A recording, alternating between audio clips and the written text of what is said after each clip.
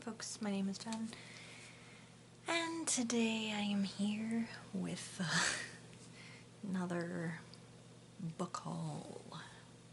But before we get into the book haul, I do have one unhaul. It's not like a complete unhaul in a haul.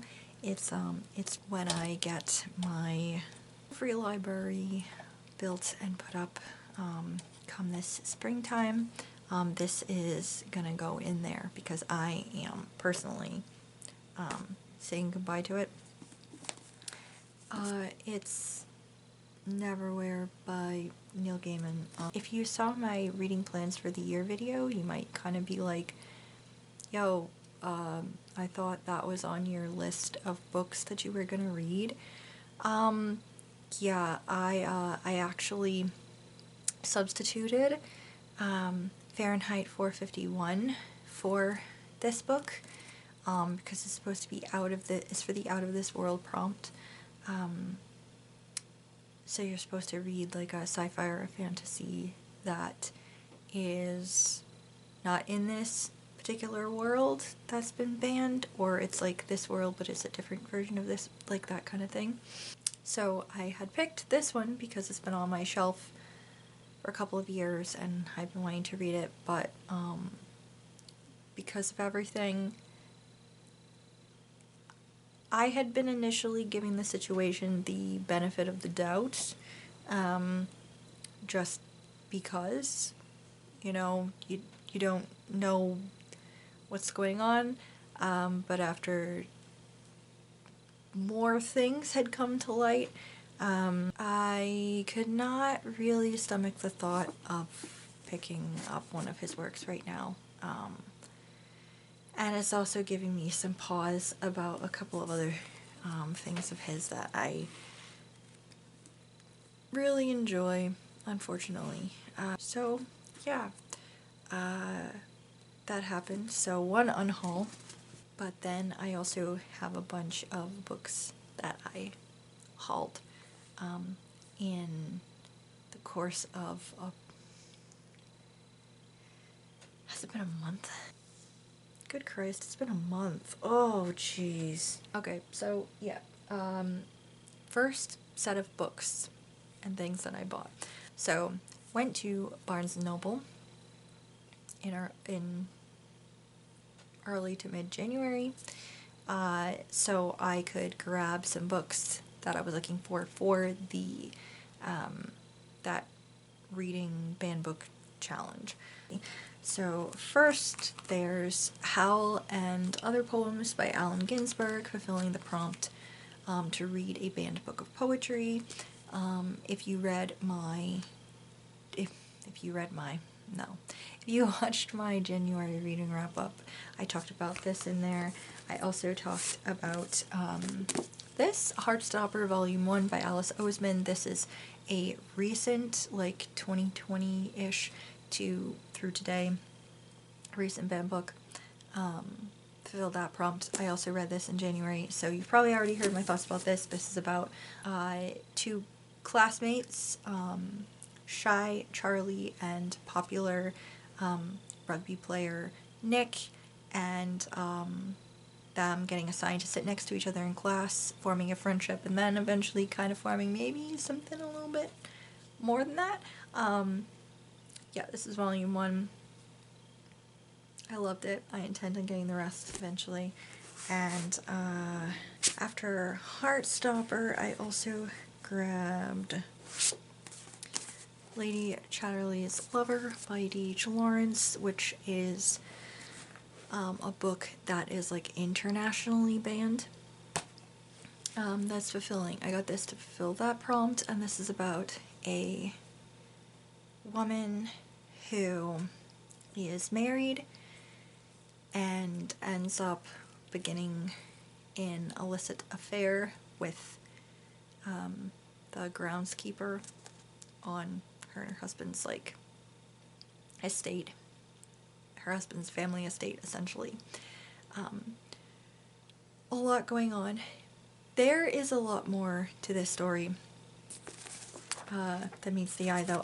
As you can see, I'm actually started reading it already, even though I fulfilled my prompt that I set aside for this month. I just wanted to dive into something else, so I started reading it.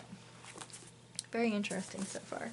And then I grabbed Lolita by Vladimir Nabokov, about a man's disgusting and inappropriate affair with his stepdaughter, if I'm getting my details correct. But it's like there's a lot more to this too, I guess. This was fulfilling another one of my prompts, and I can't remember which one it was fulfilling, but I grabbed it to fulfill that prompt. Then I also have The Diary of a Young Girl by Anne Frank, which of course is about Anne Frank's life in the last couple of years of her life. I think this goes from before they go into hiding and throughout the time that they're in hiding until they're caught. So, unfortunately, yeah. So, this is for the prompt. For the prompt burned in other countries? Yes, this is for the prompt burned in other countries. This fulfilled the prompt of a banned memoir. And then I also have The Handmaid's Tale by Margaret Atwood. I don't think I need to explain what this one's about. This one was a banned book that takes you out of your comfort zone, and dystopia is heavily not in my comfort zone. So those are the books that I got for that. And then I also, on that trip, got an extra book that was not fulfilling any prompts, and it's Tales from the Cafe by Toshikazu Kawaguchi, and it is the sequel, or the first of what looks like 5 sequels, to Before the Coffee Gets Cold, which is a book that I read last year and really enjoyed. It's set in Japan, it's from Japan, and I have misplaced both my copies of books 1 and 2. I have no idea where they are. This is what happens when you clean, you guys. Things inevitably disappear. So I'll throw up a picture so you can see what I'm talking about. But yeah, that was what I got on that initial trip. And then the next couple of things that I got were mentioned in my anticipated reads of the year video that I did. So if you saw that video, I had mentioned, I don't know how many books that I'm really interested in that are coming out this year, and the first couple were coming out in January, and when I found them and learned what they were about and got really hyped for them, I just kind of was like, fuck it, I'll pre-order them. So they arrived in the mail once they became available, and the first of which is Water Moon by Samantha Sato Yambao. Guys, wait till my February review. I have lots of thoughts about this book. Yeah, this is a book about a young woman who inherits her father's pawn shop that is so much more than a pawn shop, because it's where people pawn their life's regrets, basically. But then her father mysteriously disappears, along with a very strong regret that someone left there. And she ends up bumping into this mysterious stranger and going on a journey to find her father and this missing regret before the unthinkable happens. This book is a lot. This book is a lot. I also got Mask of the Deer Woman by Lori L. Dove, and this is a mystery novel, and it is about a woman who goes back to the reservation to be a tribal cop, and she is going back there and she's still reeling from like the disappearance of her daughter, and she's also having to deal with the disappearance of a lot of young Native women, and there's like supernatural elements to this too. Really interesting. And then I had a couple of books that. And then I had a coupon for Button Poetry, like their website, and I ended up using it to get a couple of poetry books. So the first was Smut Psalm by Josh Tierney, and this is a poetry collection. It's intense. It is about, it is kind of very interesting and ethereal, and it's dealing with like a little bit of like deconstruction and some family issues and like sensuality, sexuality. There's a lot going on in this book. This was a chapbook contest winner from last year. And then there is Ephemera by Sierra de Mulder, which is a different kind of intense. This poetry book broke me, but I needed that. This is a poetry book that deals with grief. These were both wonderful, and if you want to know my thoughts on these, also watch my January wrap-up because I read them last month. And then I decided to close out my Amazon account. So before I did that, I had a couple of gift cards that I needed to use. So I used like a portion of that money to get like stuff that I needed or had run out of, and then the rest of the portion was spent on buying some T.E. Kinsey. I panicked because I think I'd said before that the only place I could find physical copies of them were on Amazon. It was Amazon US, Amazon UK, and so I kind of panicked a little bit that, oh my god, once I get these books, I'm never gonna be able to find them again. Silly me, I did, after not that much Googling, to be honest, I realized that you can still purchase these through Barnes & Noble, but not physically. It looks like they don't physically carry them at their stores, but it does look like you can order them through their online store. So, other options, basically. I got the first 5 books. This is the Lady Hardcastle mystery series, and this is following Lady Emily Hardcastle, who is this very eccentric, like, widow.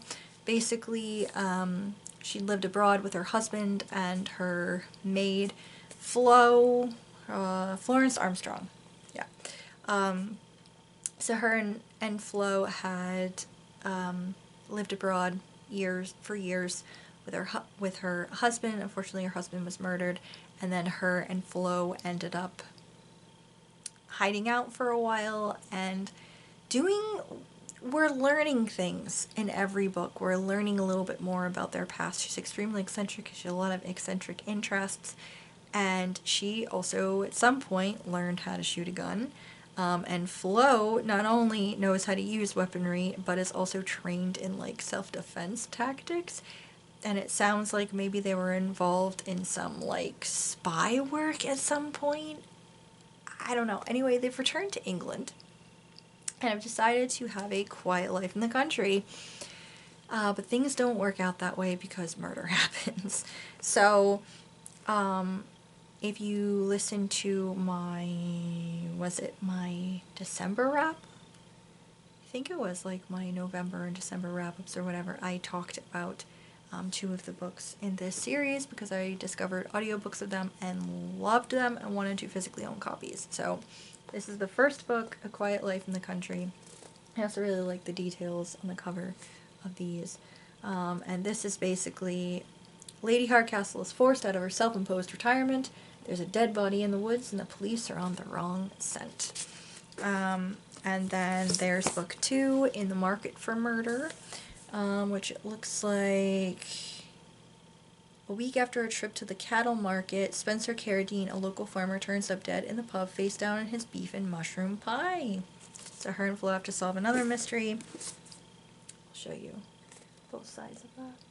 Looks cool. Book 3 is Death Around the Bend. That looks like it involves a motor car. That reminds me of Chee Chee Bang Bang. What about you? September 1909, Lady Hardcastle and Florence have been invited to Lord Riddlethorpe's country estate for a week of motor racing and parties. They agree it sounds like a perfectly charming holiday, but one of the drivers dies in a crash during the very first race. They discover what seems to be an uncharacteristic error in judgment that might have a more sinister explanation. And the next one, you probably heard me talk about this one, is Picture of Murder. I also listened to an audiobook of this one. And this is set during Halloween or Samhain. And basically, let me see what's going on again. Oh yeah, there's a moving picture that has come to town that is being protested by some religious zealots. And there's also, like, but the town itself is pretty excited for this, like, moving picture. It's like this guy traveling around showing it at different places. And a murder happens, of course. And then the last one I grabbed is the burning issue of the day. Look, Discover Votes for Women. It's got suffragette stuff. That's cool. January 1910, a journalist has been killed in a suspicious blaze. Everything points to a group of suffragettes, but the apparent culprit insists that she is innocent. So, yeah, those are the first 5 of the series. I'm very happy to have physical copies. I am planning, I think, so I was pondering whether or not I would just read these periodically, but the more I'm thinking about it, how cozy and fun and funny these are, I'm kind of thinking about doing a little, maybe like week or weekend vlog, reading all 5 of these. I'll do a reread of the 2 that I've read before. But yeah, I'm thinking about doing something like that. Be a little cozy, fun time. Maybe I'll make like a whole thing out of it. Like I'll plan out teas and maybe watch some Poirot or Miss Marple in between everything. I don't know. We'll see. And then my last stack of things was... I didn't exactly mean to get them, but it just kind of... I kind of blacked out and it just kind of happened. So this past weekend, me and one of my besties, we ended up going to Savers, which is like a chain thrift store. If you are a friend in Canada, you probably know it by Value Village. I think that's what you guys call it up there. It's like a chain, a thrift store chain. So we were actually there for other purposes. I also got more picture frames for, I'll show you. I scored like 5 other frames, which is pretty exciting for the rest of for more photos and my art. So you probably saw me get this print last year for the library. It's Charles Dickens. So this was one of the things that I got print for. I got a frame for that print. But of course, inevitably, I went and looked at the book section and they had a deal going, and I mean, like I said, I blacked out.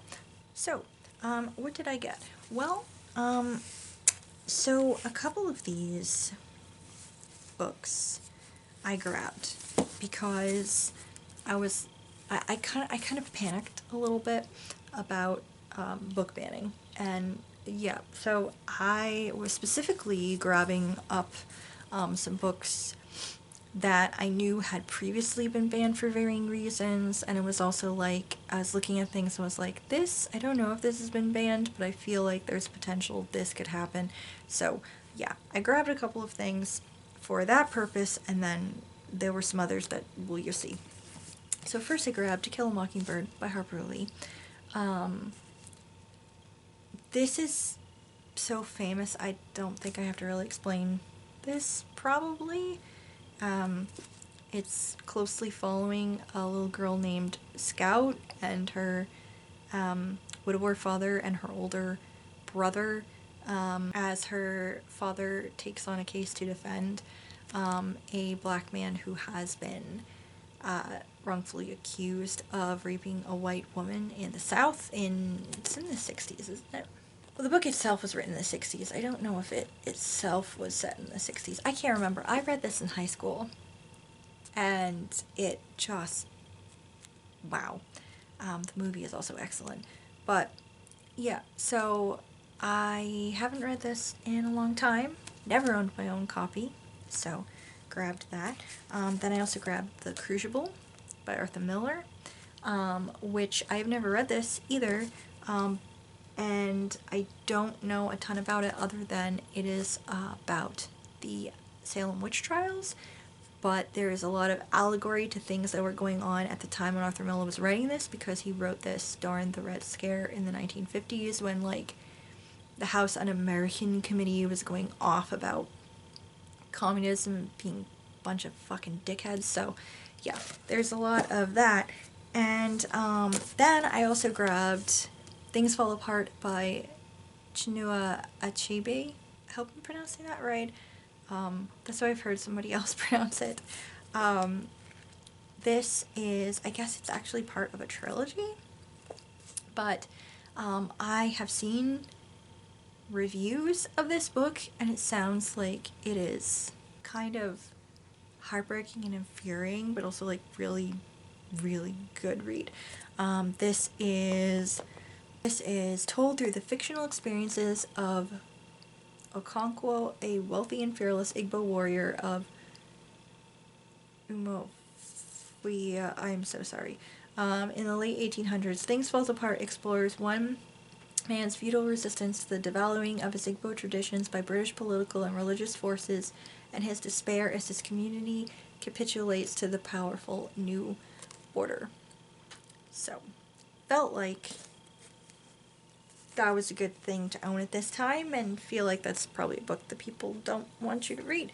And then I saw The Woman in White by Wilkie Collins and got excited because I just recently read The Moonstone by Wilkie Collins and enjoyed it.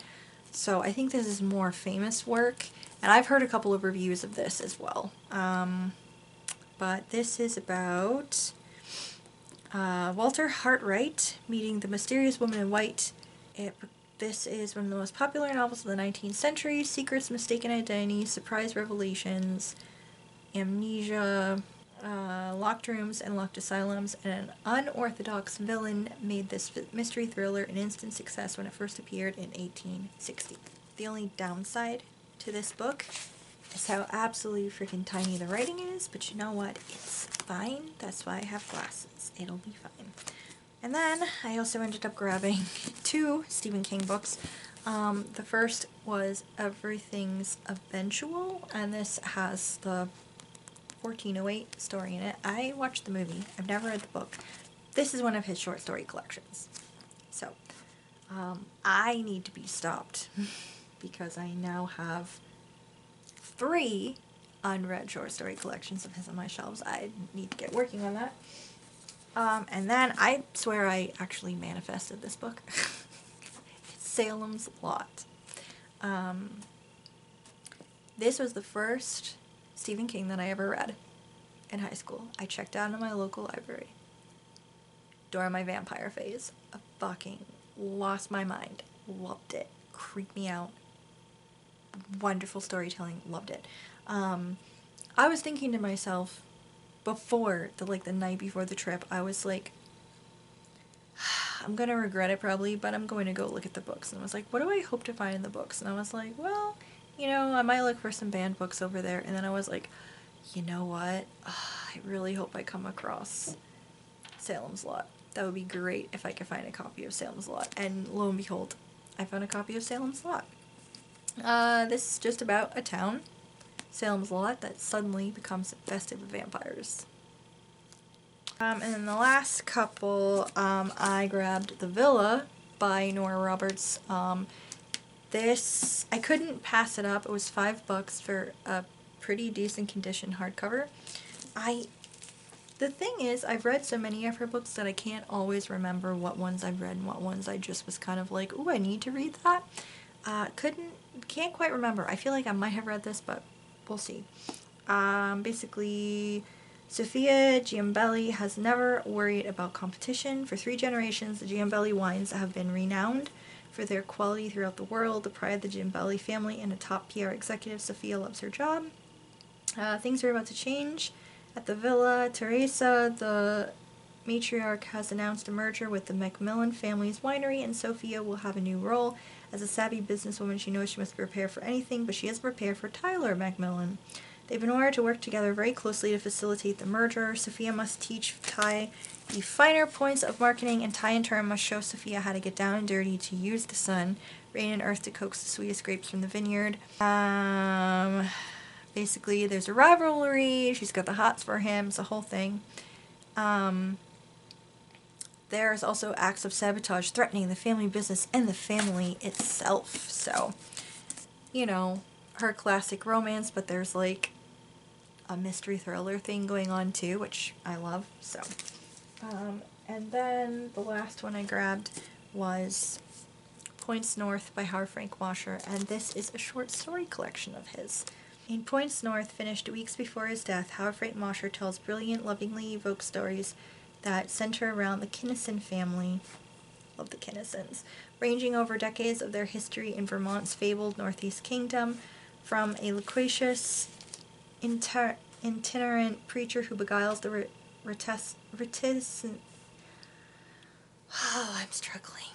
reticent farmers and shopkeepers of a small New England town to a proposed dam that threatens the river the Kinnison men have fished for generations, the scandalous secret of a romance and its violent consequences, and a young man's seemingly fruitless search for love. Points North is a full-hearted, gently comic, and beautifully written last gift to the readers who treasure the work of one of America's finest writers. This book's gonna make me cry. But, yeah, so saw that there. It is rare for me to see a Howard Frank Washer in the wild. You know, that isn't me specifically going online and looking for it. Fairly rare for me to find it, so I was really happy to see this there. And yeah, so I grabbed this, and I love the Kinnison family. They are some of my favorites of his characters. So yeah, that was everything that I have acquired in the past month. Some of them were for a purpose, and then others were just, let's be honest guys, I am buying books out of sheer panic and to fill a void. But you know what? It's better than doing hard drugs, so we're gonna keep acquiring books over here, probably, most likely. It's fine. Thank you guys so much for watching. Let me know. No spoilers, please, but if you read any of these, let me know. Let me know if you liked them, hated them, whatever. Let me know if you have any suggestions for books I might want to read based on things that I've just acquired. And, yeah. Anyway, thank you so much for watching. Thank you for always watching. If you are new here and would like to subscribe, please do so. And I will see you guys in the next video.